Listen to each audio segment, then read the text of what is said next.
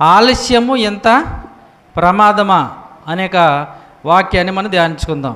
న్యాయాధిపతుల గ్రంథం, అందరూ కూడా బైబిల్ తీసి న్యాయాధిపతుల గ్రంథం 19వ అధ్యాయము, న్యాయాధిపతుల గ్రంథం 19వ అధ్యాయము మొదటి వచనం నుంచి చదువుకుందాం.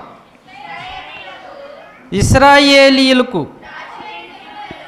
రాజు లేని దినములలో లేవీయుడైన ఒకడు ఎఫ్రాయిమీయుల మన్యపు ఉత్తర భాగమున పరదేశిగా నివసించుచుండెను. ఇక్కడ న్యాయాధిపతులు ఈ గ్రంథంలో అప్పటికి వాళ్ళకు రాజు లేడు, న్యాయాధిపతులు పరిపాలిస్తున్నారు.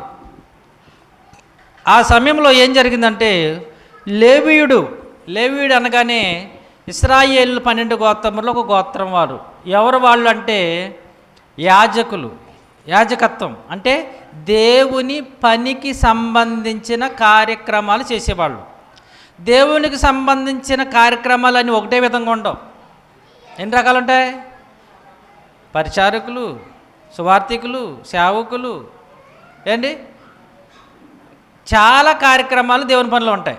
గనుకనే ఇశ్రాయేలీయుల 12 గోత్రాల్లో లేవి అనే గోత్రానికి దేవుడు ప్రత్యేకముగా దేవుని సేవ సంబంధమైన పని చేశాడు.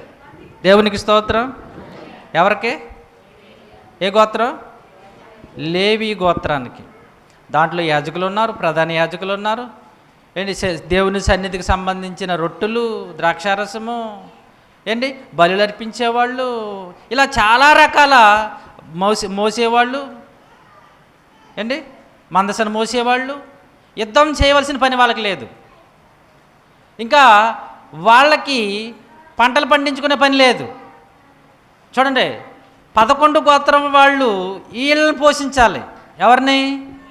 లేవీయుల్ని. మీ పని ఓన్లీ ఏం పని అంటే దేవుడు పని. మీరు చూడండి, వాళ్ళందరూ మీ దగ్గరకు వస్తారు, మీరు ఈ కార్యక్రమాన్ని జరిగించండి అని దేవుడు చెప్పాడు. ఇది మన ఎన్నో సందర్భాల్లో మాట్లాడుకున్నది. లేవి గోత్రానికి దేవుడు ప్రత్యేకంగా ఆయన పని కొరకు ఏర్పరచుకున్న గోత్రము. అయితే ఈ గోత్రానికి సంబంధించిన ఒక ఆయన ఎఫ్రామీయుల మన్యపు ఉత్తర భాగమున పరదేశిగా నివసిస్తున్నాడు. జాగ్రత్తగా ఈయన గురించి మనం జాగ్రత్తగా ఆలోచించి, ఇతను లేవీయుడు. అయితే ఎఫ్రామీయుల ప్రాంతంలో నివసిస్తున్నాడు. నివసిస్తూ అతడు యోధా బెత్లెహేములో నుండి ఒక స్త్రీని తనకు ఉపపత్నిగా తెచ్చుకొనగా, అంటే ఇతడు ఉన్నదేమో ఎఫ్రాయిము ప్రాంతంలో ప్రదేశించుకుంటున్నాడు. అయితే యోధా బెత్లెహేములో ఉన్న ఒక స్త్రీని ఉపపత్నిగా భార్యగా తెచ్చుకున్నాడు. అంటే తెచ్చుకుని అతని ఉపపత్ని అతన్ని విడిచి ఒకనితో వ్యభిచరించి యోధా బెత్లెహేములోని తన తండ్రి ఇంటికి పోయి అక్కడ 4 నెలలు ఉండెను. ఈమె ఏం చేసిందంటే ఈ ఉపపత్ని మరి తప్పు చేసి పాపం చేసి పాపం చేయగానే అక్కడికి వెళ్ళిపోయింది. మరి భర్త కోపకడతారు కదండి, వెంటనే అమ్మగారింటికి వెళ్ళిపోయింది. అమ్మగారి లేవురు అమ్మ యోదయ బెత్లెహేము వెళ్ళిపోయింది. వెళ్ళిపోయిన తర్వాత ఎన్ని నెలలు అయింది? ఆ మాట గుర్తు పెట్టుకుని 4 నెలలు. ఎన్ని నెలలు? 4 నెలలు అయింది. 4 నెలలు అయిన తర్వాత ఈ లేవీడికి మరలా జాలి కలిగిపోయి నా భార్య ఏదో తప్పు చేసిందిలే అని 4 నెలల తర్వాత మరలా మనసు మార్చుకుని ఇతడు 3వ వచనం ఆమెతో ప్రియముగా మాటలాడి ఆమెను తిరిగి తెచ్చుకున్నట్టుకై ఆమె పెనిమిట లేచి తన దాసుని 2 గాడిదలను తీసుకుని ఆమె యొద్దకు వెళ్ళగా ఆమె తన తండ్రి అంట అతని చేర్చెను. ఆ చిన్నదాని తండ్రి అతన్ని చూసినప్పుడు అతన్ని కలుసుకుని సంతోషించెను. ఎప్పుడైతే మరి ఆ చిన్నదాన్ని తన భార్యని ఉపపత్ని తెచ్చుకోవడానికి వెళ్ళాడో ఏం జరిగిందంటే వెంటనే వాళ్ళ మామగారు తన భార్య యొక్క తండ్రి గారు మామగారు ఏం చేశారంటే చాలా సంతోషించాడట. ఏం చేశాడంటే ఆయన చాలా సంతోషించి పోనీ నా కుమార్తె తప్పు చేసిన మల్లుడు గారు ఏం చేశాడు? క్షమించి మరలా తీసుకెళ్ళడానికి వచ్చాడని చాలా సంతోషించి ఏం జరిగిందో చూడండి. ఇక్కడ ఏం జరిగింది? ఆ చిన్నదాని తండ్రియగు అతని మామ వెళ్ళనీయనందున అతడు 3 దినములు అతని యొద్ద ఉండెను గనుక వారు అన్నపానములు పుచ్చుకొనుచు అక్కడ నిలిచిరు. ఇక్కడ నుంచి జాగ్రత్తగా ఆలోచించండి. ఇక్కడ 3 విషయాలు చెప్తాను. 3 విషయాలు చాలా జాగ్రత్తగా గమనించాలి. ఎవరితో తప్పో మీరు చెప్పాలి. అడుగుతాను. ఇక్కడ ఒక చాలా పెద్ద మిస్టేక్ జరిగింది. అది ఆలస్యం అంటున్నాను కదా. ఈ ఆలస్యం వల్ల చాలా అనర్థాలు జరిగినాయి. చాలా భయంకరమైన పరిస్థితులు, ఘోరమైన పరిస్థితులు అండి. ఇంకా కేవలం ఒక చిన్న కార్యక్రమం, అదే మీకు చెప్పాను, ఆలస్యం అనే చిన్న కార్యక్రమాన్ని బట్టి చాలా ఘోరమైన పరిస్థితి జరిగింది ఇక్కడ. అదే మీకు చెప్తున్నాను. కొన్ని సందర్భాల్లో మనం చిన్న అబద్ధమే కదండి, చిన్న తప్పే కదండి, చిన్న మాటే కదండి, చాలా చిన్నగా తీసుకుంటాం. కానీ దాని వెనకాల చాలా భయంకరమైన పరిస్థితులు జరుగుతాయి. ఈరోజు ఆ పాఠం ద్వారా మీరు నేర్చుకోవాలని ఈ విషయాన్ని మీకు చెప్తున్నా. మనకు కనిపించేది చాలా చిన్నదే ఎదరా, కానీ దాని వెనకాల జరిగే ఉంటుంది చూసారు, చాలా భయంకరమైన పరిస్థితులు జరుగుతాయి. గనుకనే దేవుడు ఎంత గొప్ప దేవుడు చూడండి. చిన్న విషయంలో జరిగిన పెద్ద పొరపాటును ఈ గ్రంథంలో రాసిపెట్టాడు. ఈ సంగతి ఎందుకు రాయాలి ప్రభు అనుకున్నాను నేను. ఏంటి, ఒక లేవీయుడు ఏంటి పెళ్లి చేసుకున్నాడు, ఆమె తప్పు చేసింది, తండ్రి ఇంటికి వెళ్ళిపోయింది, మరలా వెళ్ళి ఇంత వివరణ ఎందుకు రాయాలి అని నేను ఆలోచించినప్పుడు నిజంగా అంటే రాబో భవిష్యత్తులో ఈ గ్రంథాలు చదువుకున్న వాళ్ళు ఇటువంటి పొరపాటులు చేయకూడదు. దేవునికి స్తోత్రం. అదండి రోమీలు రాసిన పత్రికలో ఉంటుంది. ఒకసారి ఇక్కడే చేపెట్టుకోండి. రోమీలు రాసిన పత్రికలో దేవుడు ఎందుకయ్యా ఈ సంగతులు రాయించాడు అని మనం ఆలోచిస్తే, రోమీలు రాసిన పత్రిక చివరి అధ్యాయం ఒకసారి తీయండి. దేవుడు చక్కగా అక్కడ పౌలు గారి ద్వారా తెలియజేస్తున్న మాట మనం జాగ్రత్తగా ఆలోచిస్తే 15వ అధ్యాయము 4వ వచనం, ఏలయనగా ఓర్పు వలనను లేఖనము వలని ఆదరణ వలనను మనకు నిరీక్షణ కలుగొట్టకే. చూడండి ఇక్కడ నెక్స్ట్ మాట, పూర్వమందు రాయబడినవన్నీ, మరలా పూర్వమందు రాయబడినవన్నీ మనకి బోధ కలుగు నిమిత్తము రాయబడి ఉన్నవి. అండర్లైన్ చేసుకోండి. ఎందుకయ్యా పూర్వమందు దేవా ఆమె ఎవరో తప్పు చేస్తే ఆమె గురించి, ఆ లేవీడి గురించి ఎందుకు, ఆ దావీదు తప్పు చేశాడు ఆయన గురించి తప్పు ఎందుకు రాయాలి ప్రభా, అన్నీ మంచిగా రాయొచ్చు కదా. చాలామంది అడుగుతున్నారు హేతువాదులు, అంటే ఏదో దావీదు తప్పు చేశాడు, లోతు కుమార్తెలు తప్పు చేశాడు, ఎందుకు రాశాడు, మీది పరిశుద్ధ గ్రంథం కదా అన్నాడు. పిచ్చివాళ్ళారా, అటువంటి పొరపాటులు మరి ఎవరు కూడా చెయ్యకూడదని తెలుసండి. అంతా మంచిగా ఉన్నదనుకోండి, చెడ్డ అనేది ఎలా తెలుస్తుంది నీకు? దేవుడి గ్రంథంలో చేయవలసినవి రాయించాడు, చెయ్యకూడనివి మీకు ఒకసారి చెప్పాను. దేవుడిచ్చిన ఈ ధర్మశాస్త్రంలో ఎన్ని ఆజ్ఞలు విధులు ఉన్నాయి, ఎవరైనా చెప్పగలరా? నాకు సీరియస్గా అన్నవ్వకుండా అసలు అమ్మా 10 అంట. దేవునికి స్తోత్రం. ఇంకా 10 అంట. Very good. ఇంకా క్లియర్గా ఆ నెంబర్ మరీ చెప్పాను మీకు. 600 కరెక్ట్. ఇంకా కొంచెం ఉన్నాయి 600. Very good. ఎవరు అంటున్నారు? ఎన్ని? 13. ఎన్ని? 613 ఆజ్ఞలు విధులు ఇచ్చాడండి ధర్మశాస్త్రంలో. ఇందులో చెయ్యకూడనియే ఎక్కువ, చేసినవి కాదు, చెయ్యకూడని ఆజ్ఞలు విధులే ఎక్కువ ఇచ్చాడు. అంటే ఆ 10 ఆజ్ఞలతో కూడానండి మొత్తం 613 ఆజ్ఞలు విధులు ఇచ్చాడు. దాంట్లో చేయవలసినవి తక్కువ, చెయ్యకూడనివి చాలా ఎక్కువ ఉన్నాయి. 365 చేయవలసినవి అమ్మా, చేయకూడనివి చేయకూడనివి ఎక్కువ ఉంటాయి. నేను తప్పు రాశాను ఏంటి? ఓకే, అంటే దేవుడు చేయవలసినవి ఇది చేయకూడని ఎందుకు రాయటం, ఇంకెందుకంటే చేయకూడదు అనుకుంటున్నారా? అంటే కొంతమంది ఏమి చేయకూడదో మనము తెలుసుకోకపోతే ఏమవుతుంది ఏంటి? ఏమవుతుంది తెలుసా? చాలా ప్రమాదం. మీరు మెడిసిన్ కొనుక్కున్నప్పుడు దాని మీద ఎక్స్పైరీ డేట్ ఉంటుంది. అవసరమా అండి? ఎందుకు? ఒకవేళ అది చూసుకోకపోతే ప్రమాదం మన శరీరానికి వస్తుంది. రాయటం అవసరమంటే ఎక్స్పైర్ అంటే ఏంటంటే తెలిసి మీకు? చావు. ఎక్స్పైర్ అంటే దాని చావు, దాని ముగింపు. దాని సావు మనకి ఎందుకంటే మనం సావకుండా ఉండాలని. దేవుడు అందుకనే చాలామందికి అర్థం కాక, ఎందుకంటే ఈ చేసిన తప్పులు రాయటం దేవుడు, ఆ లోతు పిల్లల గురించి ఎందుకు, ఆ యొక్క దావీదు గారు చేసినవి ఎందుకు, ఎందుకు అవి రాయవలసిన అవసరం ఏంటంటే, ఇటువంటి పొరపాట్లు మరలా చెప్తున్నాను, పూర్వమందు రాయబడినవన్నీ మంచి అయినా చెడ్డవైనా మనకు బోధ కలుగు నిమిత్తము రాయబడ్డావు. అదండి ఆ పొరపాటు, ఆ మిస్టేక్, ఆ తప్పు, ఆ నేరము, ఆ ఆలస్యత్వం మనము మన జీవితంలో చేయకూడదు. చేస్తే చిన్నదే కదా అనుకున్నాం అనుకో, దాని వెనకాల పెద్ద ఆ తర్వాత మనం పెద్దలు చెప్తారు ఒక మాట, ఏమైనా తెలుసా? గోటుతో పీకేసేది గోటల దాకా ఎందుకు రా అంటారు. ఇది నిజంగా చిన్న గోటుతో ఉన్న సమస్య, కానీ గొడ్డలు కాదండి, ఇంకా బరకంతో ఏంటిది పెద్ద మిషనే రావాల్సి వచ్చింది పరిస్థితి. ఏంటో ముందుకెళ్ళిపోతాం. వచ్చేయండి మరలా న్యాయాధిపతుల గ్రంథం. ఎప్పుడైతే లేవీయుడు తన అత్తగారింటికి వెళ్ళినప్పుడు మామగారు చూసి సంతోషించి ఆయన వెళ్ళిపోవడానికి సిద్ధపడ్డాడు. ఆ మాట చూడండి, ఏమంటున్నాడంటే, అతను చిన్నదాని తండ్రి అతను చూచి అయ్యా చాలా సంతోషించి ఏం చేశాడంటే, అతనిని వెళ్ళనీయనందున అతడు 3 దినములు. ఇక్కడ జాగ్రత్తగా గమనించాలి. ఇతడు ఏం చేశాడంటేనండి, మీరు జాగ్రత్తగా గమనించాలి. ఇక్కడ అతడు వచ్చాడు, తన భార్యను తీసుకుపోవడం రెడీ అయ్యాడు, కానీ ఏం చేశాడు? వెళ్ళనీయలేదంట. అయ్యా వెళ్ళకు ఉండు అని 3 దినాలు ఆపేశారు. అన్నపానంలో సంతోషపడ్డారు.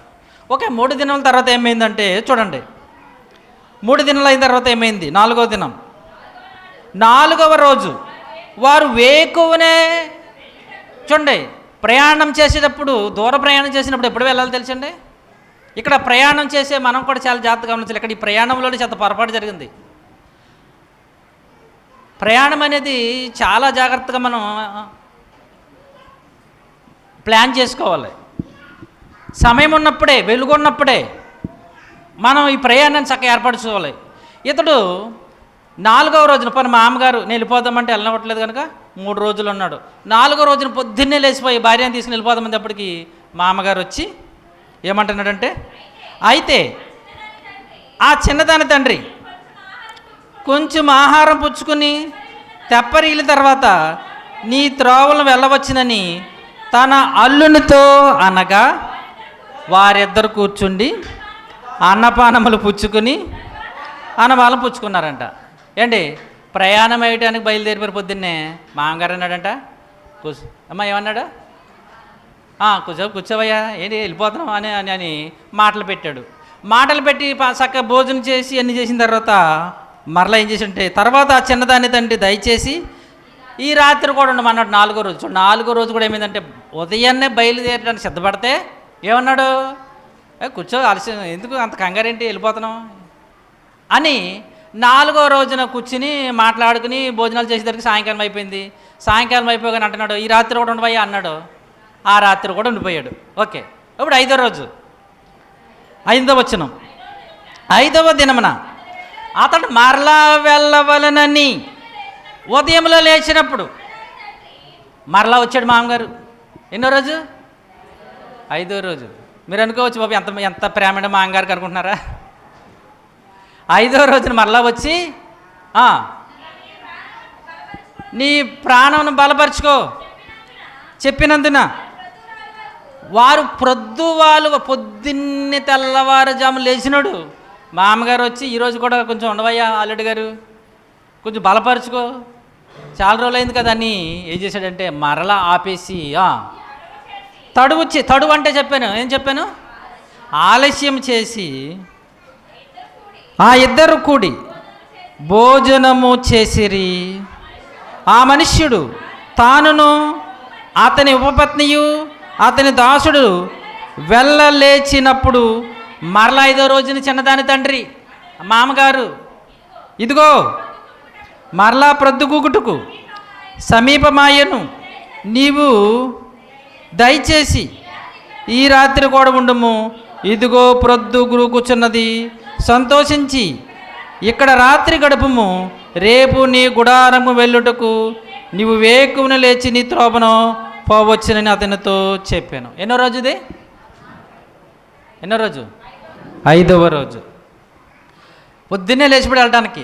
మీరు ఇది జాగ్రత్తగా గమనిస్తున్నారు. మీరు వెళ్ళటానికి ప్రయాణాన్ని సిద్ధం చేసుకున్నారు ఉదయాన్నే.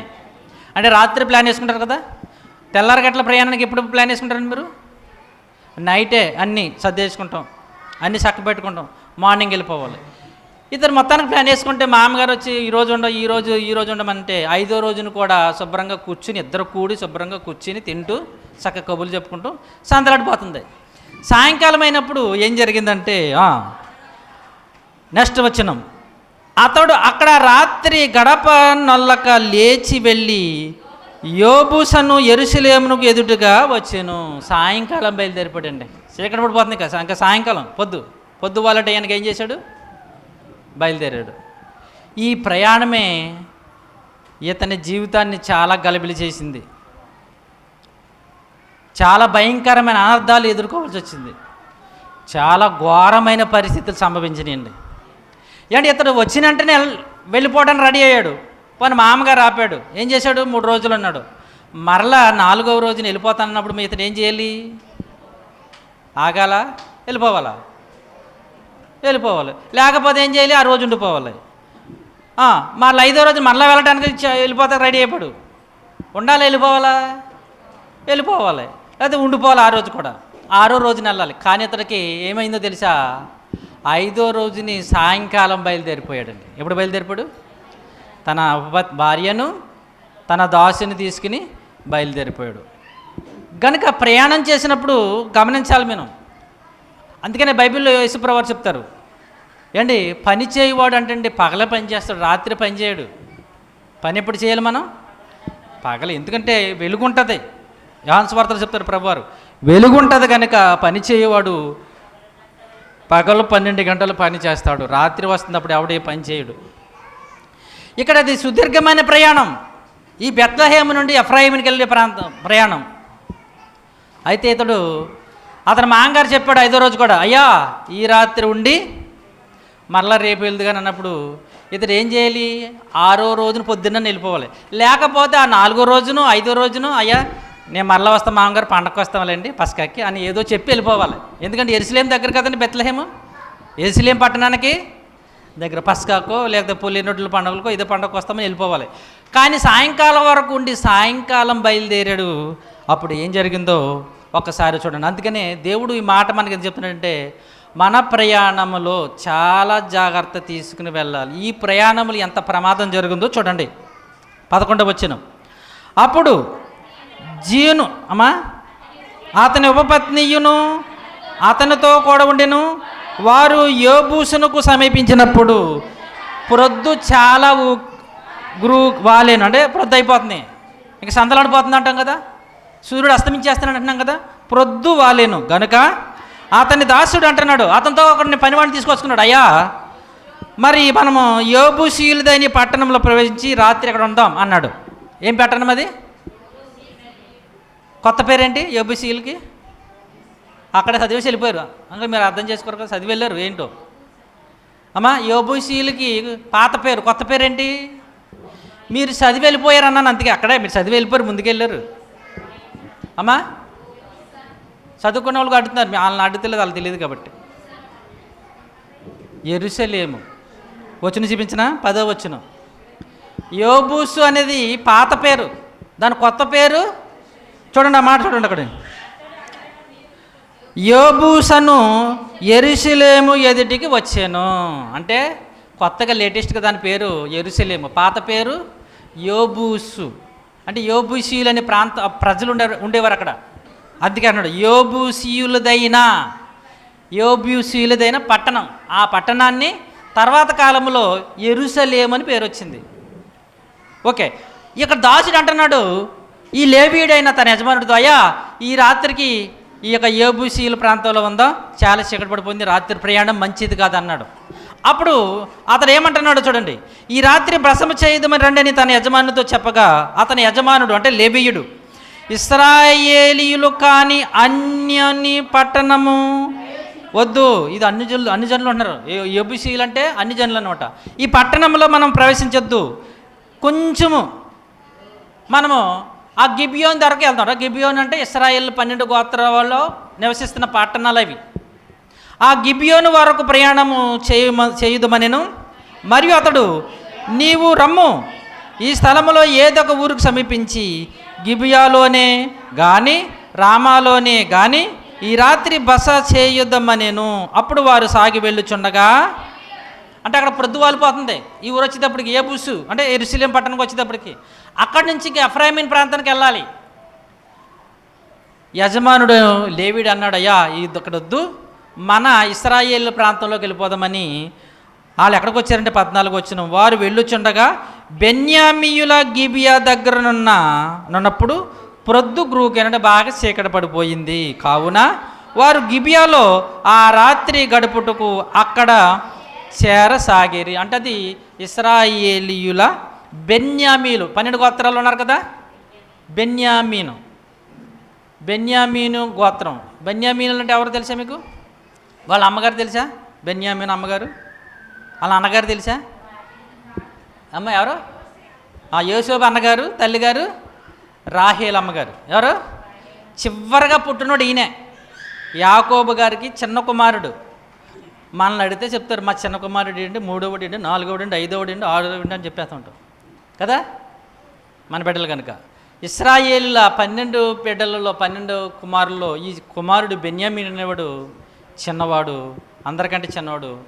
ఇతడు అన్నగారు ఏంటి యోసేపు గారు, వీళ్ళ అమ్మగారు రాహేల్ గారు. ఓకేనండి, ఇది ఇన్ఫర్మేషన్. అయితే ఈ బెన్యామీల దగ్గరనున్న గిబియోన్ దగ్గరకు వచ్చారు. ఎవరు? లేవీయుడు, తన దాసుడు, తన భార్య. వచ్చినప్పుడు ఏం జరిగిందో చూడండి. కావున వారు గిబియోలో ఆ రాత్రి గడుపుటకు అక్కడికి చేరసాగిరి. అతడు చేరి ఆ ఊరు సంత వీధిలో నుండెను. బస చేయుటకు ఎవడను వారిని తన ఇంటికి పిలవలేదు. ఆ చోటు మనుషులు బెన్యామీనీయులు. అండర్లైన్ చేసుకోండి, ఆ మనుషులు ఎవరంటే బెన్యామీను గోత్రానికి సంబంధించిన మనుషులు.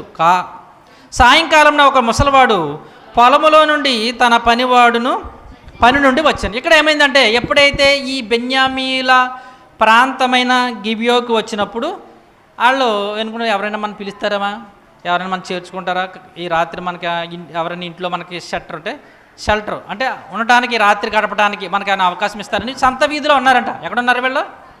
ఆ సంత వీధిలో ఉన్నప్పుడు ఎవరు కూడా పిలవటం లేదు. అయితే ఒక ముసలోడు, ఆ ముసలోడు కూడా ఈ లేవీయుడైన ఈ ఎఫ్రాయిము మన్యంలో నివసించి ముసలోడే ఇక్కడ ఉంటున్నాడు. ఎక్కడ? బెన్యామీలు గోత్రంలో. అంటే భీమారమోడు మన తోకలపూడిలో ఉన్నట్టుగా లేదా పాలకొల్లో ఉంటున్నట్టుగా ఎఫ్రాయిము గోత్రానికి సంబంధించిన వాడు ఎక్కడ ఉంటున్నాడు? బెన్యామీలు గోత్రమైన గిబియోలో ఉంటున్నాడు. అప్పుడు పొలం నుంచి వస్తాడంట ముసలోడు. ఈ ముసలాయన వస్తూ సంత వీధిలో ఉన్న వాళ్ళని చూసి ఎవరిని ఈ లేవీడిని, తన భార్యని, పనివాడిని చూసి, అయ్యా ఎక్కడి నుంచి వస్తున్నారు మీరు, ఎవరు అనగానే అప్పుడు ఆయన అంటున్నాడు, అతడు ఎఫ్రామీల మన్యములో నుండి గిబియోనులో నివసించేవాడు.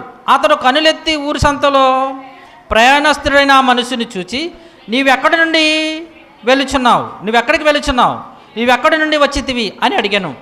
అందుకు అతడు, నేను యోధా బెత్లెహేము నుండి ఎఫ్రాయిమీల మన్యము అవతలకి వెళ్ళుచున్నాము. నేను అక్కడి వాడును. నేను యోధా బెత్లెహేమునకు పోయి ఉంటిని, ఇప్పుడు యెహోవా మందిరమునకు వెళ్ళుచున్నాను. ఎవడను తన ఇంట నన్ను చేర్చుకొనలేదు. అయితే మా గాడిదలకు గడ్డి మొదలైన మేతయు, నాకును నా పనికెత్తుకు నీ దాసునితో కూడా నున్న నా నౌకరులకు ఆహారము ద్రాక్షారసమున్నవి, ఏది తక్కువ లేదని అతనితో చెప్పాను. అయితే అయ్యా మాకు తినటానికి తిండి ఉంది, మా పశువులకి గడ్డి ఉంది, మీరు ఏమి ఇవ్వక్కర్లేదు, కానీ మనకి ఈ రాత్రి గడపడానికి ఒక చిన్న స్థలం ఇవ్వండి అని ముసలివాడితో చెప్పినప్పుడు ఆ ముసలివాడు ఏం చేశాడంటే, నీకు క్షేమమవునుగాక, నీకేమైనా తక్కువైన ఎడల వాటి భారము నా మీద ఉంచుము. మెట్టుకు వీధిలో ఈ రాత్రి గడపడం మంచిది కాదు, ఈ సంత వీధిలో ఉండడం మంచిది కదయ్యా. తన ఇంట చేర్చుకుని వారి గాడిదల కొరకు మేతను సిద్ధం చేశాను. అప్పుడు వారు కాళ్ళు కడుగుకొని అనపానములు పుచ్చుకునేరి. ఇదండి ఏం జరిగిందంటే, యోధా బెత్లెహేము నుండి సాగించిన సాయంకాల ప్రయాణం. ఏ ప్రయాణం ఇది? సాయంకాల ప్రయాణం, పొద్దుగుగు ప్రయాణం. ఎక్కడికి చేరుకున్నారు?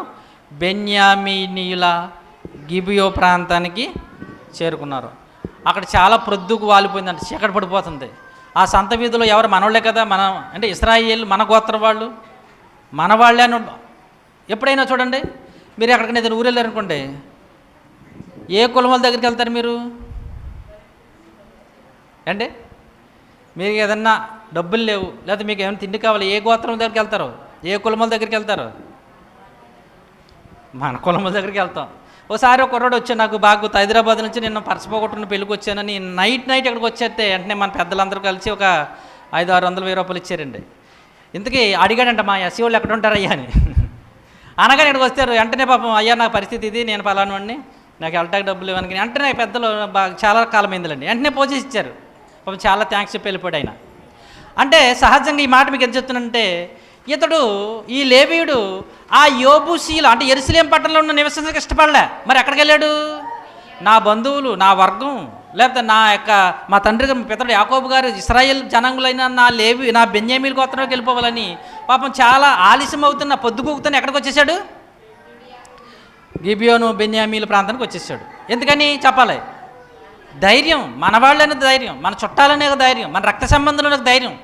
కానీ ఎంత ప్రమాదమైంది తెలుసు ఇక్కడ. మన వాళ్ళు మనదాని ఇక్కడికి వచ్చేస్తే ఏమైందంటే, ఆ రోజు వారు సంతోషించుచుండగా 22వ వచనం, ఆ ఊరిలో కొందరు పోకిరీలు. ఎవరంటే వీళ్ళు? పోకిరీలు ఆ ఇల్లు చుట్టుకుని తలుపు కొట్టి, నీ ఇంటికి వచ్చిన మనుష్యుని మేము ఎరుగునట్లు అతనికి బయటికి తెమ్మని ఇంటి యజమానుడిని ఆ ముసలివానితో అనగా. ఏమంటున్నారు చూడండి దౌర్భాగ్యులు.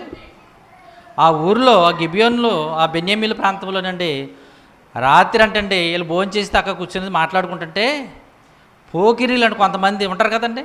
ఏ బ్యాచ్? గంజా బ్యాచ్ అనమాట. అప్పుడు వీళ్ళు అంటే మగోడెవడు ఆడోడెవడో తెలియదు, వీళ్ళు భయంకరమైన మనుషులలో. ఎంత భయంకరులు అంటే, ఆ మనుష్యుని తీసుకురండి, ఆ మనుష్యుడితో మేము పాపం చేయాలంటున్నారండి దౌర్భాగ్యులు. ఎంత భయంకరమైన మనుషులు అయిపోయారు చూడండి. ఇశ్రాయేల్ గోత్రం సంబంధించిన భ్రష్టులు ఆ మనిషిని తీసుకురా ముసలుడా, మేము ఈ రాత్రి మా వాడితో పాపం చేయాలని మగవాడిని రమ్మంటున్నారండి బయటికి. ఎంత భయంకరంగా అయిపోయారు సమాజం అని. ఇంటి యజమానుడైన ఆ మనుష్యుడు వారి యొద్దకు బయటికి వెళ్ళి, నా సహోదరులారా, అది చాలా తప్పయ్యా బాబు, ఇదేంటిది ఇంత భయంకరమైన ఘోర పాపమా, ఏంటిది మనుషుల పశువుల మీరని పాపం మీరు అది చేయకూడదు, తగదు, అట్టి దుష్కార్యం చేయకూడదు. ఈ మనుషుడు పాపం ప్రయాణంలో నా ఇంటికి వచ్చాడయ్యా, ఇటువంటి మనుషుడికి ఇంత ఘోరమైన ఘాతకం మీరు చేస్తారని వారిని గద్దించినప్పుడు, ఈ మనుషుడు నా ఇంటికి వచ్చాను కనుక మీరు ఈ వెర్రి పని చేయకూడదు. ఇదిగో కన్య అయిన నా కుమార్తెయును ఆ మనిషిని ఉపపత్నిని ఉన్నారు, నేను వారిని బయటికి తీసుకుని వచ్చేదను, మీరు వారిని నీచపరిచి మిష్టానుసారంగా వారి జరిగింపవచ్చునని ఈ మనిషిని ఇలా ఏ వర్రి పని చేయకూడదని వారితో చెప్పాను. కానీ చూడండి, ఇతను ఏమంటాడు ముసలుడు, అయ్యా నా కుమార్తె ఉంది, అతని భార్య ఉంది, ఆడవాళ్ళని ఏమైనా చేయండి, మగవాళ్ళు అయ్యండి, మీరు మగవాళ్ళు పాటు చేస్తారు, ఎంత భయంకరరా మీరని ఏంటి అంటే, కుదరదు, మాకు మగ కూడా కావాలంటున్నారు వీళ్ళు. ఎంత భయంకరమైన మనుషులండి వీళ్ళు అనండి. అతని మాట వింటలేదంటే 25వ వచనం, అతని మాట వినుటకు వారికి మనసు లేకపోయాను కనుక అప్పుడు ఏం చేశాడంటే, ఈ లేవీయుడు పాపం ఈ ముసలోడికి మన ఏం నష్టమవుతుంది అనుకున్నాడో లేకపోతే ఏమవుతుంది అనుకున్నాడో, కానీ మొత్తానికి ఏమైందంటే, బయటనున్న వారి వద్దకు తన ఉపపత్నిని తీసుకుని పాపం బయటికి వెళ్ళి తన ఉపపత్ని తన భార్యని బయట పంపించేసాడంటండి. పంపించితే వారు పాపం ఆమెని పాడు చేసి నాశనం చేసిండి. ఆ పోకిరీలు ఉదయం అయినప్పుడు వదిలేసి వెళ్ళిపోయారండి. చివరికి ఏమైందో తెలుసా? ఉదయం లేచినప్పుడు 27వ వచనం, ఉదయమున ఆమె యజమానుడు లేచి ఇంటి తలుపులు తీసి తన త్రోవన వెలుటకు బయలుదేరగా అతని ఉపపత్ని ఆ స్త్రీ ఇంటి ద్వారం మీద పడి చేతులు గడప మీద చాపి ఉండెను. అతడు లెమ్ము వెళ్ళుదమనగా ఆమె ప్రత్యుత్తరం ఇయ్యకుండెను. గనుక అతడు గాడిద మీద ఆమె నుంచి లేచి తన చోటికి ప్రయాణము చేయసాగాను. అతడు తన ఇంటికి వచ్చినప్పుడు కత్తి పట్టుకుని తన ఉపపత్ని తీసుకుని ఆమె కీళ్ల ప్రకారంగా 12 ముక్కలు కోసి ఇశ్రాయేలు దిక్కులన్నిటికీ ఆ ముక్కలను పంపాను. ఏం జరుగుతుందో తెలుసా? ఇక్కడ మీరు జాగ్రత్తగా గమనించాలి. పొరపాటు ఎవరితో మీరు చెప్పాలి. మా అమ్మగారిది అంటారా? ఇందుకు ఏం జరిగింది? ఆమె పాడైపోయింది. ఇతడే బయటికి పంపించాడు. వీడు వెళ్ళటం మానేసి ఎవరిని పంపించాడు? తన భార్యని పంపించాడు. భార్యని పాడు చేశారు. చివరికి ఆమె పాపం ఉదయం సొమ్మసిల్లిపోయి ఆ గడప మీద పడిపోయినప్పుడు ఉదయాన్నే లేచి 10 వెళ్దామన్నాడు, మాట్లాడలేదు. మొత్తాన్ని ఇంటికి తీసుకెళ్ళి ఆమెను 12 ముక్కలుగా కోసేసి ఇశ్రాయేలు 12 గోత్రాలకి పంపించాడు. ఓకేనండి. ఇంతకీ ఈ పొరపాటు ఎవరిదంటారు? మామగారిదా, లేవీయుడిదా, ఆ చేర్చుకున్న ముసలోడిదా, ఎవరిదండి అసలని ఆలోచించారు మీరు? మామగారు లేట్ చేశాడు కదా, మరి వెళ్ళొద్దయ్యా 3 పాపం ఆ రోజున వెళ్ళిపోతా అన్నాడు. పొద్దున్నే చూడండి జాతకం, పొద్దున్నే వెళ్తా అన్నాడు అతను. ఎప్పుడు?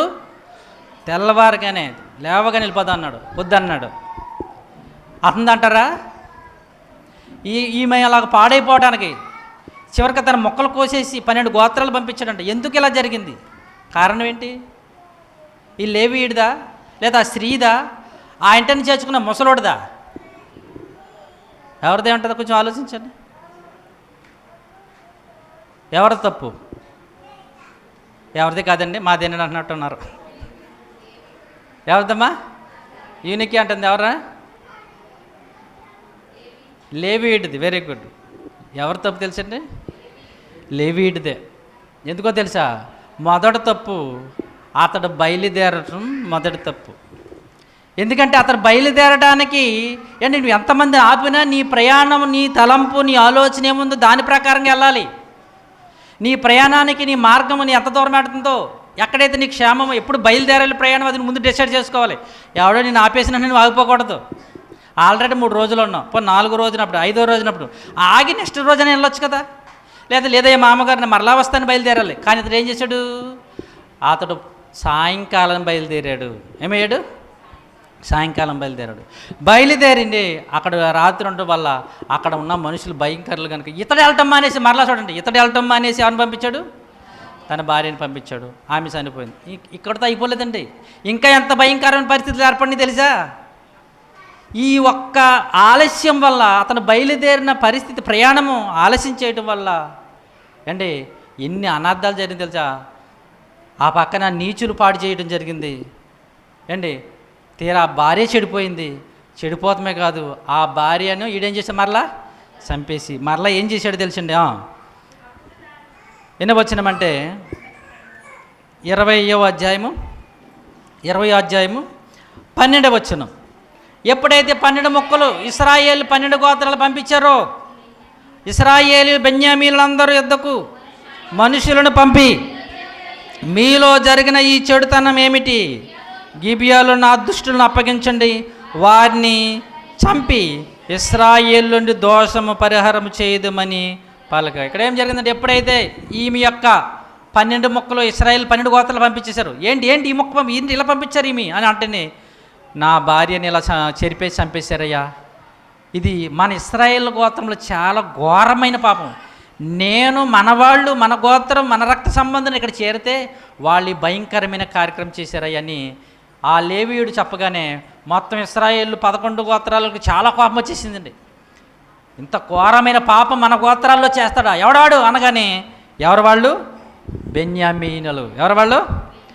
బెన్యామీనులు. ఈ బెన్యామీన్లో ఈ గిబియోను ప్రాంతానికి చెందిన వాళ్ళు వెంటనే పిలిచారు, అయ్యా ఎవడా తప్పు చేసిందా మూర్ఖులను బయట రామనండి, ముందు వాళ్ళని చంపేసి ఏం చేద్దాం? ఈ పాపాన్ని పరిహరిద్దామంటే వాళ్ళు ఏం చేశారు తెలుసండి? చూడండి, వాళ్ళు ఏం చేశారు తెలుసా? బెన్యామీనీలు తమ సహోదరులకు ఇశ్రాయేలుల మాట విననొల్లక యుద్ధమునకు బయలుదేరవలని తమ పట్టణముల నుండి వచ్చి గిబియాలో కూడుకుని. వీళ్ళు చూడండి, ఎవరో తప్పు చేసిన వాళ్ళు ఎంతమంది ఉంటారండి? 4, 3, 5 ఉంటారు. ఈ 4, 5 ఈ బెన్యామీన్ గోత్రం వాళ్ళు వెనకాల వేసుకొచ్చారండి. చూడండి, వీళ్ళంత దౌర్భాగ్యులు చూడండి. అంత ఘోరమైన తప్పు చేశారని వాళ్ళని ఏం చేయాలి? ఇది మన సమాజంలో కూడా కనిపిస్తుందండి. చాలామంది తప్పు చేశారండి, మనోడే, మన రక్త సంబంధి, కానీ తప్పు అయితే ఘోరమైన తప్పు జరిగింది. ఏం చేయాలి అని వెనకేసుకొస్తాయి, ఇడికి ఇంకా కొమ్ములు వచ్చేస్తాయి. ఎప్పుడైనా తప్పు చేసిన వెనకాల సపోర్ట్ చేశారనుకోండి ఇంకా బలం వచ్చేది తెలుసా. ఆయన ఎప్పుడైతే గద్దిస్తే భయం వస్తుంది. తప్పు చేసిన ఎప్పుడైనా గద్దించామనుకు భయపడతాడు, వెనకేసుకొచ్చామో ఆడికి ధైర్యం వస్తుంది. నువ్వు ఒక చేత 10 చేయలేస్తాడు, ఇంకా ధైర్యం వచ్చేది. నా దగ్గర ఎంతమంది ఉన్నారు. ఎప్పుడైతే మరి ఇక్కడ ఎంతమంది మరి మనుషులు చెప్పలేదు, కానీ ఈ భయంకరమైన ఘోర తప్పు పాపం చేసిన వాళ్ళకి ఎప్పుడైతే తన గోత్రం వాళ్ళు ఆ బెన్యామీలు అందరూ సపోర్ట్ చేశారో వీళ్ళకి ధైర్యం వచ్చేసి యుద్ధానికి బయలుదేరండి, మేము అప్పగించాం అని మూర్ఖంగా సమాధానం చెప్పడం వల్ల ఏం జరిగిందంటే 15వ వచనం, ఆ దినమున బెన్యామీనీయులు తమ జనముల సంఖ్యను మొత్తము చేయగా 700 మంది అయి గిబియోను నివాసులు కాక కత్తిదియు సమర్థులు ఆ పట్టణము నుండి వచ్చిన వారు 26,000 మంది. ఎన్ని వేల మంది అంటే 26,000 మంది అంటే ఎంతమంది వచ్చారంటే వాళ్ళు 26,000 మంది. ఎవరిలో చెప్పాలి, ఎవరిలో, ఏ గోత్రం వాళ్ళు? బెన్యామీన్. అంటే తప్పు చేసిన వాళ్ళు గోత్రం వాళ్ళు. ఏ గోత్రం? చెడ్డ పని చేసిన వాళ్ళు గోత్రం వాళ్ళు. వీళ్ళు ఏమన్నారంటే కుదరదు, ఆ మూర్ఖులు మేము అప్పగించాం, ఆ మూర్ఖులు మేము సపోర్ట్ అన్నారు వీళ్ళు. చూడండి ఎంత భయంకరంగా చూసారా. తప్పు చేసిన వాళ్ళని శిక్షించడం మానేసి ఆ మూర్ఖులను అప్పగించడం మానేసి వీళ్ళు ఏం చేశారు తెలుసా, వాళ్ళకు సపోర్ట్గా నిలబడేటప్పటికి యుద్ధం జరిగిందండి. యుద్ధం జరిగినప్పుడు ఆ యుద్ధంలో మనం చూడగలిగితే 21వ వచనం,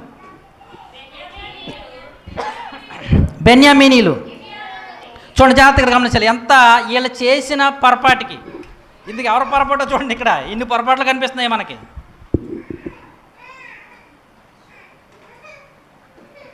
తప్పు జరిగింది, ఆ తప్పును సరిచేయాలా వద్దా? ఆ తప్పును సరిచేయడం మాని సమర్థిస్తున్నారు వీళ్ళు, గద్దించడం మానేసి ఎంకరేజ్ చేస్తున్నారు వీళ్ళు. చేయటం వల్ల యుద్ధానికి బయలుదేరారు. అటేమో 11 గోత్రం వాళ్ళు, ఇటేమో ఒక్క గోత్రం. మొత్తం 12 గోత్రాలు కదండి. మొత్తం ఎంత గోత్రాలు? 12 గోత్రంలో బెన్యామీన్ గోత్రం తప్పు చేసిన వాళ్ళు గోత్రం. దాంట్లో ఉన్నారు మూర్ఖులు. ఆ మూర్ఖుల్ని వెలేయటం మానేసి, శిక్షించడం మానేసి వాళ్ళని వెనకేసుకొచ్చి 26,000 మంది వాళ్ళు బయలుదేరారు. ఎంతమంది? వీళ్ళు బయలుదేరారు. వీళ్ళు ఎంతమంది చూడండి, 17వ వచనం నుంచి బెన్యామీన్లు కాక ఇశ్రాయేలీల్లో ఖడ్గము దూయు 4 లక్షల మంది లెక్కి. వీళ్ళేమో 4 లక్షల మంది బయలుదేరిపోయారు. వీళ్ళు ఎంతమంది? బెన్యామీన్లు ఎంతమంది? బెన్యామీన్లు 26,000 మంది. ఇశ్రాయేల్ 11 గోత్రాలు 4 లక్షల మంది. రండి మేము చూసుకుందాం, ఆ మూర్ఖులు మాకు అప్పగించకుండా మీరు వెనకేసుకొస్తారని 4 లక్షల మంది, ఇటు 26 లక్షల మంది బయలుదేరారు. ఇద్దరు దెబ్బలాడుకుంటున్నారు, యుద్ధం చేస్తున్నారు. యుద్ధం చేస్తే ఏం జరిగిందో తెలుసా? ఎక్కువ ఉన్న వాళ్ళు గెలవాలా, తక్కువ ఉన్న వాళ్ళు గెలవాలా? ఎక్కువ ఉన్న వాళ్ళు గెలవాలి. కానీ అక్కడ ఏమైంది తెలుసా? ఎక్కువ ఉన్న వాళ్ళు ఓడిపోయారు. ఓడిపోతే ఎంతమంది చచ్చిపోయారు చూడండి. దానికోసం ఇక్కడికి వచ్చాను. 21వ వచనం, బెన్యామీనీలు గిబియాలో నుండి బయటికి వచ్చి ఆ దినమున ఇశ్రాయేలీలలో 22,000 మంది. ఈ 4 లక్షల మందిలో 22,000 మందిని చంపేశారు. వీళ్ళే తక్కువ వాళ్ళు. చూడండి, ఎరా మీరు మా దగ్గరికి వస్తారు, అందుకే వీళ్ళకి ఎంత గర్వం చూడండి. అంటే వీళ్ళు బాగా పెద్ద నైపుణ్యులు. దాని గురించి కూడా ఉంది 16వ వచనం. ఈ 26,000 మంది చాలా యుద్ధంలో ప్రవీణులలో. అంటే ఎంత ప్రవీణులు ఇక్కడ చెప్తున్నాడు చూడండి. ఆ సమస్త జనములలో నేరపరచబడిన 7,000 మంది ఎడమ చేతి వాటము గలవారు. వీరిలో ప్రతివాడు గురిగా నుంచబడిన తల వెంట్రుక మీదకి వడిసెల రాయి తప్పక విసిరగలవారు. అబ్బోయ్, ఈ 26,000 మంది ఉన్నారే, వీళ్ళు అంటే 7,000 మంది అంటే చాలా నిపుణులంట. నువ్వు అలాగా ఒక వెంట్రుకని తీసుకుని అలా పట్టుకుంటే వెంట్రుక మీద ఒడిసెల రాయి విసిరేస్తారంట. గురి తప్పదంట, అంత నైపుణ్యత గలవారంట. అందుకనే వీళ్ళకి అంత గర్వం. ఆ తప్పు చేసిన వాళ్ళు ఒప్పించడం మానేసి, శిక్షించడం మానేసి, మీరెంతమంది, మీరేంటి, మీ బలం ఏంటి, మా బలం చూడండి అని బయలుదేరి మొత్తానికి 22,000 మందిని 4 లక్షల మందిలో చంపేశారు. వీళ్ళేమో ఏడుస్తున్నారు, ఇదేంటి ప్రభువా మేమేమో ఇలా కాపాడదామని వస్తే మా 22,000 మంది చంపేశారని మరలా బాధపడుతున్నప్పుడు మరలా యుద్ధానికి వెళ్ళారు. 25వ వచనం. మరలా వెళ్ళినప్పుడు గిబియోనులో నుండి బయలుదేరి వచ్చి ఇశ్రాయేలీలలో 18,000 మందిని మరలా 18,000 చంపేశారండి. 26,000 మంది మరలా చూడండి, వీళ్ళని చంపుదామని వాళ్ళు వస్తే వీళ్ళు చచ్చిపోతున్నారు. వాళ్ళందరూ వచ్చేసారు, 4 లక్షల మంది వచ్చేసి వీళ్ళని చంపుదామంటే ముందేమో 22,000 మంది చచ్చిపోయారు మొదటి యుద్ధంలో. రెండో యుద్ధంలో మరలా 18,000 మంది చచ్చిపోయారు. ఇంకా మూడోసారి ఏం చేశారు తెలుసండి? ఏంటి ప్రభు ఎలా జరుగుతుందని వాళ్ళు ఏం చేశారంటే 26వ వచనం నుండి వీరందరూ కత్తి దుయ్యవారు. అప్పుడు ఇశ్రాయేలీయులందరూ జనులందరూ పోయి బేతేలులో ప్రవేశించి ఏడ్చుచు సాయంకాలం వరకు అక్కడ యెహోవా సన్నిధిని కూర్చుండుచు ఉపవాసముండి, ఎవరో వీళ్ళని చంపుదాము కొడదామని మేమొస్తే మేమే చచ్చిపోతున్నాం ప్రభు అని ఉపవాసం ఉండి సాయంకాలం వరకు యెహోవా సన్నిధిలో ఆ బేతేలులో ఏడ్చి ప్రభువా వాళ్ళ మీదకి యుద్ధానికి వెళ్ళమంటావా వద్దా, వెళ్ళకపోమంటావా అని అడిగారు. అప్పుడు వీళ్ళు మూడోసారి అడిగినప్పుడు అప్పుడు వెళ్ళు వాళ్ళని అప్పగిస్తాను, ఆ మూర్ఖులను అప్పగిస్తానని దేవుడు చెప్పగానే వాళ్ళు వెళ్ళి ఎంతమందిని చంపేశారు తెలుసా? వాళ్ళు 31లో 3వ దినమున ఇశ్రాయేలు బెన్యామీనులతో యుద్ధమునకు పోయి మునుపటి వలె గిబియోను వారితో యుద్ధము చేయుటకు సిద్ధపడగా బెన్యామీనీలు వారిని ఎదుర్కొంటూ బయలుదేరి పట్టణములను తిరిగి తొలగి వచ్చి మునుపటి వలె ఇశ్రాయేలీలు గాయపరచబడిన వారిని ఇంచుమించు 30 మందిని రాజమార్గములలో చంపుచూ వచ్చిరి. ఇంకా ఈ 3 రోజుల యుద్ధంలో ఏం జరిగిందంటే 30 మందిని చంపేశారు. మరలా ఆ 4 లక్షల మందినే. ఆ 4 లక్షల్లో ముందేమో 22, రెండోసారేమో 18,000, మూడోసారేమో 30 మందిని చంపారు. అప్పుడు వీళ్ళు ఏం చేశారంటే ఆ 4 లక్షల మందిలో మాటు వేసి, అంటే సీక్రెట్ ప్లేస్లు వాళ్ళు పెట్టి సుమారుగా 45వ వచనం చూడండి, 45వ వచనం. అప్పుడు ఏం జరిగింది? అప్పుడు మిగిలిన వారు తిరిగి వెళ్ళి ఎడారిలోనున్న రిమ్మోను బండకు పారిపోగా రాజమార్గములలో చెదిరియున్న 5,000 మంది మనుషులను చేలదీసి గిదోము వరకు వారిని వెంటాడి తరిమి వారులు 2,000 మందిని చంపిరి. ఆ దినమున చూడండి, ఇప్పుడు ఆ దినమున చూడాలి తల్లి, ఆ దినమున బెన్యామీనీలలో పడిపోయిన వారందరూ కత్తిదుయు 25,000 మంది. మొత్తం గోత్రం ఎగిరిపోయి చూసారు మీరు. ఎంతమంది అని చెప్పాను ముందు? వాళ్ళు బెన్యామీనీలు ఎంతమంది అని చెప్పాను? 26,000. ఎంతమంది చంపేశారు ఆ రోజుని? 3వ రోజుని 25,001 మంది. చూడండి, అది ఉందా? 25,001 మందిని చంపేశారండి ఆ రోజున. ఎక్కడ ఉంటుందంటే 35వ వచనంలో ఉంటుంది అన్నమాట. 35. అప్పుడు యెహోవా ఇశ్రాయేలు చేత బెన్యామీనులను హతము చేయించెను. ఆ దినమున ఇశ్రాయేలీల బెన్యామీనీలలో 25,000 మంది 20,100 మందిని మనుషులను చంపిరి. వీరందరూ కొత్త దూలిరి. అంటే ఇప్పుడు లెక్కేయండి ఒకసారి, లెక్కలు వేసుకోవడానికి మొబైల్ ఉంటాయి. చిన్న ఆలస్యము, ప్రయాణం తప్పు వల్ల ఎంత నేరం, పొరపాటు, ఎంత భయంకరమైన మరణ హోమం జరిగిందో చూడండి. 22,000 మంది లెక్కేయండి. 22,000 మంది, 18,000 మంది, 30 మంది, 25,100 మంది. మొత్తం ఎంతమంది? 65,130 మంది చచ్చిపోయారు. దేనివల్ల? అమ్మా, ఇతడు మాంగారు ఏదో కూర్చోరా, తినరా, తాగరా అంటే మా మాంగారు గొప్పోడు అన్నట్టుగా కూర్చుని శుభ్రంగా తినేసి తాగేసి సాయంకాలం బయలుదేరాడు. ఆడ బయలుదేరటం వల్ల అక్కడ ఘోర పరిస్థితి జరిగింది. ఆ భయంకరం పరిస్థితి వల్ల వీడు చూడు మరి పోయినడు పోతాం అనేసి ఆ ఇశ్రాయేలు 12 గోత్రాలు పంపితే వాళ్ళందరూ బయలుదేరి ఒక గోత్రాన్ని తుడి చేశారండి. ఇంతకీ ఆ 26,000 మందిలో 600 మంది మిగిలారంట. గోత్రంలో 600 మిగిలితే వాళ్ళు 600 మంది ఏమేం చేశారు తెలుసండి? 47వ వచనం. 600 మంది తిరిగి ఎడారిలో ఉన్న రిమ్మోను కొండకు పారిపోయి రిమ్మోను కొండ మీద 4 నెలలు. ఇక మరలా 4 నెలలుగా అండర్లైన్ చేసుకోండి. అక్కడ 4 నెలలు ఇంకొకసారి చెప్పాను మీకు 4 నెలలని. ఎక్కడ తన భార్య కూడా అక్కడ 4 నెలలు ఉందంట. ఇక్కడ కూడా ఈ 600 మంది మొత్తం నరుక్కుంటూ వెళ్ళిపోతే 26,000 మందిలో 600 మంది మిగిలారు. ఆ 600 మంది పారిపోయి ఎక్కడో కొండ మీద ఉన్నారంట 4 నెలలు ఎవరికి కనిపించకుండా. ఇంతకీ ఏం జరిగింది? ఎందుకు ఇన్ని పొరపాటులు, ఎంత ఘోరం జరిగిపోయింది? దేనివల్ల? కేవలం అతడు ఆలస్య ప్రయాణము. అందుకనే ప్రయాణం చేసినప్పుడు దేవుడు మంచి మాట చెప్తున్నాడండి. సంఖ్యాకాండం ఒక చూడండి ఎంత చక్కగా ఉంది. సంఖ్యాకాండము 9వ అధ్యాయం 25 వచనం. ఇశ్రాయేల్ ప్రయాణం గురించి చెబుతూ వాళ్ళు ఎలా ప్రయాణం చేశారంటే నిజంగా ఎంత గొప్పగా ప్రయాణం ఉంటుందంటే 9వ అధ్యాయం 20 వచనం సంఖ్యాకాండం. మేఘము కొన్ని దినములు మందిరం మీద నిలిచిన ఎడల వారు నిలిచిరి. ఆ మాట కావాలి నాకు. యెహోవా మాట చొప్పున, యెహోవా నోటి మాట చొప్పునని, యెహోవా నోటి మాట చొప్పునని వారు ప్రయాణము చేసిరి.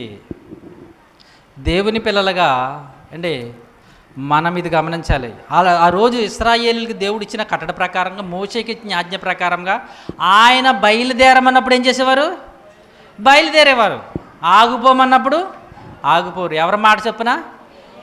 యెహోవా మాట చొప్పుననే వారు ప్రయాణము చేసిరి. ఆగిపోండి, ఆగిపోరు, వెళ్ళండి. అసలు ఇతడు ఒక లేవీయుడు, అంటే యెహోవా దేవుని సేవకుడు. అటువంటి వాడు ఎలా ప్రయాణం చేయాలి? ఈ మొత్తానికి సూత్రధారి, పాత్రధారి, కుట్రధారి అన్నీ ఇతడే. చూసారా? ఆడు చేసిన తప్పు వల్ల ఆడిని రమ్మంటే భార్యను పంపించాడు. ఆడు బయలుదేరింది తప్పు, రాంగ్ డైరెక్షన్ బయలుదేరాడు. సరైన సమయానికి వెళ్ళలేదు, బయలుదేరవలసిన సమయాన్ని బయలుదేరలేదు. మీరు చాలాసార్లు గమనించాలి. ప్రయాణం చేసినప్పుడు గమ్మున ఎవరొకరు వచ్చి సాయంకాలం వెళ్తారు, మధ్యాహ్నం వెళ్తారంట. వద్దొద్దు, నీవు ప్రార్థన చేసుకుని బయలుదేరాలి. మరొకటి, మనం బయలుదేరేటప్పుడు ఎలా వెళ్ళాలి? ప్రార్థన చేసుకుని. దేవా, మన బైబిల్లో ఒకసారి చెప్పాం, మనం ప్రయాణము కొరకు ఎలా బయలుదేరే వాళ్ళు ఇశ్రాయేలీయులు ఎజ్రా కాలంలో ఉపవాసం ఉండి, దేవా మాకు చాలా సుదీర్ఘమైన ప్రయాణం ఉంది నాయన, మరి ప్రయాణంలో మాకు క్షేమము దయచేయనట్లు చూపించాలన్నమాట. మాకు క్షేమము కావాలి. ఎట్టి ఆపద కలగకూడదు, శత్రువుల వల్ల ఆపద. ఎజ్రా గ్రంథం ఒకసారి తీయండి. వాళ్ళు ఎలా ప్రయాణం చేసి బయలుదేరారు చూడండి. ప్రేమైన దేవుని వల్లరా, ఇతడు ఒక లేవీయుడయ్యండి, దేవుని సేవకుడయ్యుండి, మామగారితో సాయంకాలం వరకు తిని తాగి సాయంకాలం బయలుదేరాడు. భయంకరమైన పరిస్థితి ఏర్పడింది. కనుక దేవుని పిల్లలుగా మనకు దేవుడు హెచ్చరిస్తున్న మాట ఏంటో తెలుసా? మన ప్రయాణములో ప్రార్థన చేసుకుని బయలుదేరాలి. అది సమయానికి కాలమనేరిగి, మీకు ఆ మాట కూడా చూపిస్తాను ఏంటి. మనం కాలమనేరిగి వెళ్ళాలి.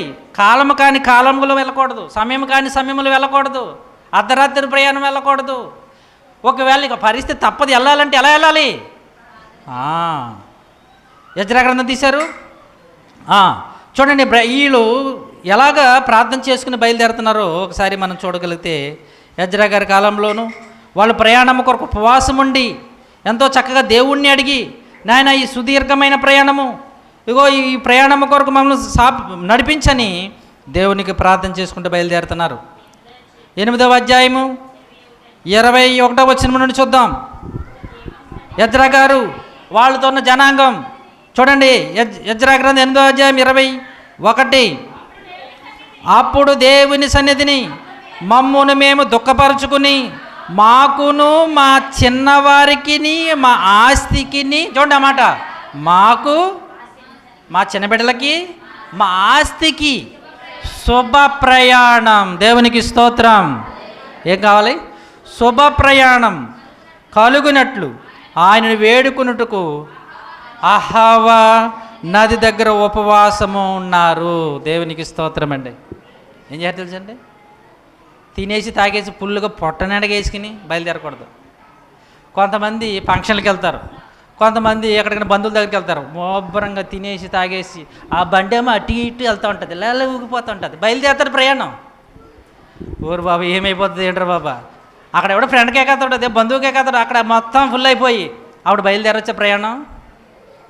ఇటు అటు ఏది పాములేక తిరుగుతుంటుంది. కొంతమంది నైట్లు చూస్తాం వెళ్తూ ఉంటాం కదా ప్రార్థనల కంటే, ఫుల్గా వెళ్ళిపోయి ఫ్రెండ్స్తోనో ఎవరితోనో బంధువులతో తినేసి అక్కడ తాగేసి వస్తుంటారు. అలాగ చాలా ప్రమాదాలు చచ్చిపోతున్నారు. తెల్లారు రావటం రోగమా?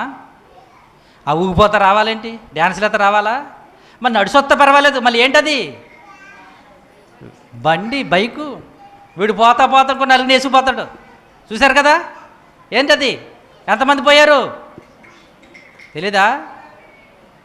20 మంది అండి పాపం కాలిపోయారు. కేకలు అరుపులు, అయ్యో ఎవడు అయ్యో మమ్మల్ని రక్షించండి అరుపులు కేకలు. రక్షించే నాదులు లేడు, అరుతూ చచ్చిపోయారండి 20 మంది. సజీవ దహనం, నామరూపాలు లేవు, బూడిదైపోయారండి. నిజంగా ఎవడు చేశాడు పొరపాటు? ఒక తాగుబోతాడు కాదా? ఆలోచించి అది ఎప్పుడు ప్రయాణం చేయలేవాడు. ప్రేమ దేవుని వల్ల దేవుడు ఎంత చక్కగా రాయించేసి చూడండి. ఒక్కడు చేసిన పొరపాటు ఎంత భయంకర పరిస్థితులు ఏర్పడుతున్నాయి చూడండి. అర్ధరాత్రులు తాగేసి రోడ్డు మీద ఊళ్ళో ఉంటే వెళ్ళిపోతారా? చూడండి ఎంత ఆడు తాగేసి పడిపోవడం వల్ల ఎంత భయంకర పరిస్థితి ఏర్పడింది చూసారా? ఆడు తాగేసి పడిపోయి చచ్చాడాడు.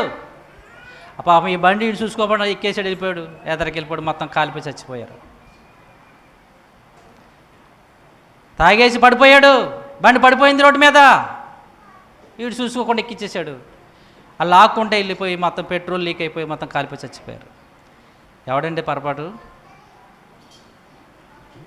మీరు చూశారు కదా వీడియోలు, ఎక్కువైపోయి పుల్లైపోయి ఇలా బండి ఒక చేతి ఇలా తిప్పుతున్నాడు, రింగులు వేస్తున్నాడు. హెంగను చూశారు కదా మీరు? రింగులు వేస్తున్నాడు బండి, ఇలాగా ఎక్కలేదు పైకి, చేతితో కూర్చొని ఇలా తిప్పుతున్నాడు అంతే.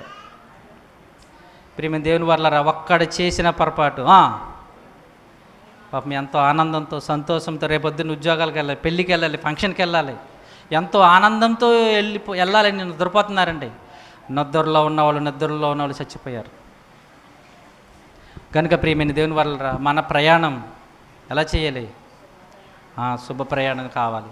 అది సమయానికి అనుకూలంగా మనం ప్రార్థించుకుంటూ అవసరం ఉపవాసం ఉండంటే ఏమన్నారంటే వాళ్ళు ఉపవాసం ఉండి ప్రార్థన చేశాడు. అయ్యా మా ఆస్తి, మా పిల్లలు, మా సమస్తము క్షేమముగా ఆ యొక్క దేశం యెరూషలేము చేరుకోవాలని ఆయన మేము ఆ పట్టణానికి మేము చేరుకోవాలని ప్రార్థన చేసుకోరు. కనుక ప్రియమైన దేవుని వల్ల ఎవడో వచ్చి తలమాసినోడు వచ్చి ఇది శుక్రవారం మంచిది కాదు, ఇక్కడ మంగళవారం పోతావు అని చెప్పాడు అనుకోండి, ముందు నువ్వు పోతావు. వస్తారు కొంతమంది ముసలమ్మ ముచ్చట్లని అందుకే చెప్పారు. నేను అందుకే ముసలోని అసలే ఒప్పుకోనండి. ఒకసారి విన్నాను నేను, ఎవరో ముసలు ఎక్కడో మరి ఏ ఊర్లో తెలియదు కానీ ప్రార్థనకు వచ్చేవాళ్ళే, మొత్తం ప్రార్థనకి వెళ్ళేవాళ్ళే. ఎవరు మొత్తానికి ప్రయాణం అవుతున్నారు, వెళ్తుంటే అందరు రెడీ అయిపోగానే అది ఏమంటుంది మంగళవారం పొద్దు వచ్చింది ఎందుకు అన్నది అంతే, టక్కమని ఆగిపోయారు. ఏమొచ్చేసిందంట? మంగళవారం పొద్దు వచ్చేసిందని ఆగిపోయారా? వాళ్ళకి అర్జెంట్ అవసరం. కొంతమంది ప్రార్థనకి వెళ్ళినా ఈ సెటిల్మెంట్ మనుషులు చచ్చిపోయి సెటిల్మెంట్స్ అవ్వట్లేదు, ఇదే ఉండే రోగము. మనుషులు పోతున్నారు, బలవంతులు పోతున్నారు, ఆరోగ్యవంతులు పోతున్నారు, ధనవంతులు పోతున్నారు, చక్రవర్తులు పోతున్నారు, కానీ ఏం సావట్లేదు, ఈ మాత్రం పోవట్లేదు. మరి ఎప్పుడు పోతాయి కానీ తండ్రి అని ప్రార్థన చేస్తున్నాం. ఎంత బలవంతులు పోతున్నారయ్యా సమయం లేక చెప్పకుండాను, కానీ ఇవి పోవట్లేదేంటి? ఏంటి లోకంలో ఉన్నోడికి పోలేదనుకోవచ్చు, ఇక్కడికి వచ్చినోడు కూడా పోకపోవడం ఏంటి? దేవుని సన్నిధికి వచ్చిన వాళ్ళకి. ఇతడు దేవుని యాజకుడుగా ఉన్నవాడు, లేదా దేవుని సేవకుడుగా ఉన్నవాడు, దేవుని పరిపాలన చేస్తున్నవాడు ఏంటి ఉదయం బయలుదేరవలసిన ప్రయాణం బయలుదేరక అక్కడ తిని కూర్చుని సాయంకాలం బయలుదేరి ఎంత భయంకరమైన పరిస్థితి నెలకొల్పాడు చూడండి. ఒకసారి ఆలోచించండి. భార్య నాశనం అయిపోయింది, పాడైపోయింది. ఇశ్రాయేలు ఎంతమంది చచ్చిపోయారు? 66,130 మంది చచ్చిపోరు. ఒక్క పొరపాటు చూసారా అమ్మా, మరలా చెప్తున్నాను, ఒక్క పొరపాటు ఆలస్యం 66,130 మంది చచ్చిపోయారు. కనుక ఆలోచించి చూసారా, పొరపాటు ఎంతది? ఆలస్యం గొప్పదా పెద్దది? అది చాలా చిన్నగానే ఉంది. పాపం అనేది చాలా చిన్నగా ఉంటుంది, దాని పర్యవసం ఉంటుంది, ప్రతి రిజల్ట్ చాలా భయంకరంగా ఉంటుంది.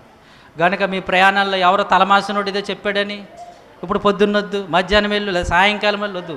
నువ్వు ప్రార్థన చేసుకుని దేవుడి దగ్గర మోకరించి ప్రభా అదిగో నా ప్రయాణం పెట్టుకున్నాను వెళ్తున్నాను నాయన అని దేవునికి చెప్పుకుని వెళ్ళు. ప్రభా అవతల కన్నీళ్ళు కార్చుకుని వెళ్ళు. ప్రభా ఈ ప్రయాణంలో నాకు, నా వాహనానికి, నా ఆస్తికి, సమస్తానికి క్షేమం దయచేయి. దేవుడు ఎంత చక్కగా రాసి పెట్టాడు చూడండి. ఈ సుదీర్ఘమైన ప్రయాణం కోసం ఉపవాసమును ప్రార్థన చేశారు. అంతేగాని ఫుల్గా తాగేసి ఫుల్గా తినేసి బండి అటు ఊపు మనకు వెళ్ళకూడదు, తప్పది. దేవుని పిల్లలుగా మనకు దేవుడు నేర్పిస్తున్న పాఠాలు ఇది.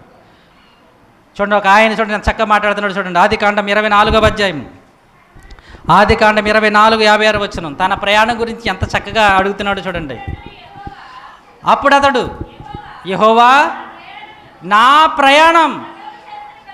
ప్రయాణం సఫలం చేశాడు, చక్కగా క్షేమంగా వచ్చేసాను. అమ్మా నాకు ఆలస్యం చేయకుండా నన్ను పంపించండి, నేను వెళ్ళిపోతానంటున్నాడండి. ఎవరైనా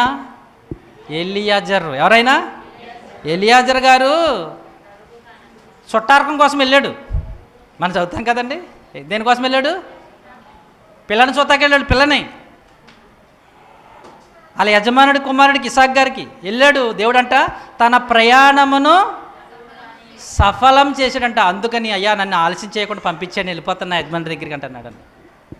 ఆలస్యం చేయకూడదు, ఆ ప్రయాణం చక్కగా వెళ్ళిపోవాలి. ఉండమంటారు, రే ఇంకోటి అంటాడు. మేము చాలా చూస్తున్న సమాజం, ఇంకోటైరా. ఆ తర్వాత ఇంకేంటి వేయడు. కొంతమంది దొల్లుతూ ఉంటారు, అక్కడే ఆనుపులేక దొల్లుతూ ఉంటారు. ఎందుకని ఒకటే టైం అయిపోతుంది కదా. ఈ లోపల వెళ్ళిపోయింది ఏంది, ఈ మెడిసిను బుర్రకు పట్టేసి బుర్ర పని చేయదు. ఏం మాట్లాడుతున్నాడో తెలియదు, ఎలా నడుతున్నాడో తెలియదు. ఒకళ్ళు మన రోడ్లు అంటే చూస్తాం కదండి, ఒకడు మొత్తం ఆ రోడ్డు పక్కనే పడుకుని దొలుతున్నాడు, ఇలాగ దొలుతున్నాడు. ఎక్కువైపోయింది, ఏం చేస్తాడు? కారు వెళ్ళిపోతా తెలియదు. పాపం ఎవడన్నా బస్సోడు కారుడితో ఎక్కించుకెళ్ళిపోతాడండి, పడిపోయాడు. కారణము ఆలోచించారా? వాడు అక్కడ చేసిన లేవీడు చేసిన తప్పు అదేనండి. తిని చూడండి, ఆ మాట చూడండి, ఇద్దరు కూడి శుభ్రంగా తినేసి శుభ్రంగా తాగేసి అప్పుడు సాయంకాలం బయలుదేరాడు. అందుకన్నా భయంకర పరిస్థితులు ఏర్పడ్డాయి. కనుక ప్రేమింది మత్తులుగా మనం ప్రయాణం చేయకూడదు. ఎలా ప్రయాణం చేయాలి? మరి మత్తులు అంటే మందే కాదండి, తినేసి వెళ్ళిపోకూడదు. అందుకే ప్రయాణంలో ఎలా వెళ్ళమన్నట్టు తెలుసా బైబిల్లో? తెలుసా? మీరు ఫుల్గా తినేసి వెళ్ళకూడదు. ప్రయాణంలో కూడా ప్రయాణం అనగానే హాఫ్ మీల్స్ ఫుల్ మీల్స్ తినకండి. ఎందుకంటే మీ బంగారం ఉంటుంది, నిద్ర అనుకోండి ఈ లాక్కి వెళ్ళిపోతాడు. కనుక మనం మాసాలు అసలే తినకూడదు. అందుకే ఇశ్రాయేల్కి ప్రయాణంలో మాసాలు ఇవ్వలేదు తెలుసా మీకు? కానీ వీళ్ళు ఏడ్చారు, మాకు చేపలు ఈ ప్రభువా, మాకు పిట్టలు ఈ ప్రభు అని ఏడ్చారు. ఒరే ప్రయాణంలో మాసాలు తినకూడదురా అంటే, మాకు లేకపోతే కడుపు ఖాళీగా ఉందో ప్రభు అని ఏడుస్తున్నారు వీళ్ళు. మాసాలు తిని పొట్ట పుల్లుగా చేసిన ప్రయాణం చేయకూడదు, చాలా తక్కువగా లిమిట్గా. ఎందుకంటే మన నగలు ఉండొచ్చు, మన బట్టలు ఉండొచ్చు, మన ప్రయాణం మత్తు వచ్చేస్తుంది. నిద్ర వల్ల ఏమొస్తుందని చెప్తుంది బైబిల్లో, మత్తు వలన తిండి వలన మత్తులు కాకుండా. లోకసువార్త తిండి వలన మత్తులు, రెఫరెన్స్ చూపించట్లా చెప్తున్నా, తిండి వలన మత్తులు కాకుండా. అందుకే ప్రయాణంలో ప్రేమ దేవుని వల్ల దేవుడు చెప్తున్నాడు, ఎంత చక్కగా చిన్నపిల్లలు కూర్చోబెట్టినట్టు చెప్తున్నాడండి దేవుడు. మీ ప్రయాణంలో తిండి వల్ల అధికంగా తాగేసి తినేయడం వల్ల ప్రమాదం, జాగ్రత్త. ప్రార్థన చేసుకోండి, మెలకువగోండి, ప్రార్థన చేసుకోండి. కొంతమంది భర్త నడుతుంటారు, వెనకాల భార్య నిద్రపోవద్దు. మీరు కూడా ఎలా ఉండాలి?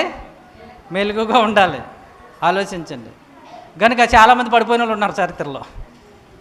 మెలకుగా ఉండి ప్రయాణం మనము చేయాలి. అందుకని చివరిగా మాట చూపిస్తే ముగిస్తాను చూడండి. చివరిగా దేవుడు చెప్తున్న మాట చూడండి, ఎంత చక్కటి మాట చెప్తున్నాడు. 8వ అధ్యాయం, రోమిలకు రాసిన పత్రిక 13వ అధ్యాయం 11వ వచనం. రోమిలకు రాసిన పత్రిక 13వ అధ్యాయం 11వ వచనం. రోమిలకు రాసిన పత్రిక, మరియు కాలము నెరిగి నిద్ర మేలుకుని వేళ అయినదని తెలుసుకుని అలాగూ చేయడి.